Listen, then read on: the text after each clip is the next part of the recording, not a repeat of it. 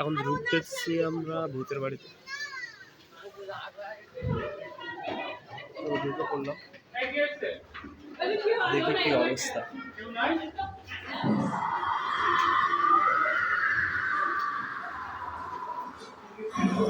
সামনে একটা ভূত, ভূতের দেখা সামনেই। এখন আরো ভিতরে ঢুকি, দেখি কি অবস্থা ভিতরে। আবার এখানে একটা ভূত, ওখানে একটা দেখে আসলাম, এখানে একটা ভূত। ভূত দেখে আবার বাতাসও করতেছে। তারপরে সামনে যাই, এখানে আবার আরেকটা ভূত,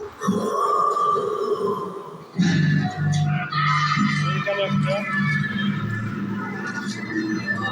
আরো সামনে যাই, এইখানে দেখে আবার একটা কঙ্কাল দাঁড়িয়ে আছে। এ জানি আবার কি বলতেছে, আল্লাহ জানে ভালো। বন্ধ।